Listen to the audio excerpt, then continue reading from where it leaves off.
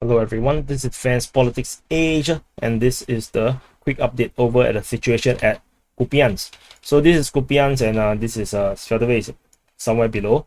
And in the Kupyansk front, the Russian forces seems to have launched some kind of offensive.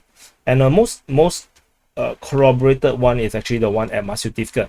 So according to the Russian Defense Ministry, they reported that they have a development of an offensive by their assault group close to Masyutovka, and they also within their shelling report interestingly added troops. Usually they say aviation and artillery, but this time around they say and troops engage the units of the Ukrainian armed forces, which means that there is some kind of offensive from the Russians in the area of Masyutivka. And this was then corroborated on the 23rd of May. Actually, I didn't input this information in, I think.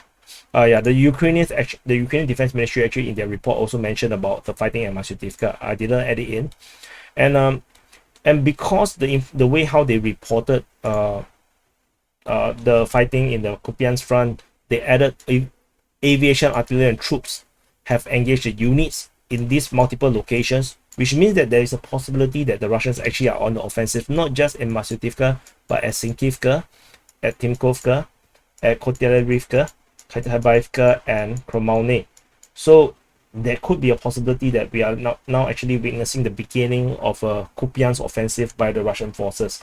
However, the Ukrainians are also not doing nothing.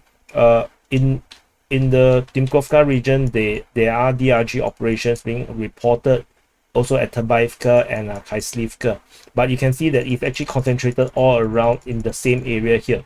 So there is some kind of a big arrow push in this direction somehow, while the Russians are actually making this big arrow push. We shall see how this goes. It's kind of still in the early days, I would say, because it could also be there's no offensive over, here. Maybe there's no offensive in this area, only in Masyutivka, and it's just the way how they write the report. A bit lazy. And shelling is also reported at Vorishna. It's in the same report, but because the Russians are not known to have crossed the river over the Oskil River, so I'm quite sure this one is just a shelling report, despite the use of the word troops in their report. So anyway, this is the quick update over at the Kupyansk front. Perhaps the Russian forces have started their Kupyansk offensive. Anyway, at least Masyutivka is confirmed, and I'll see you in the next update.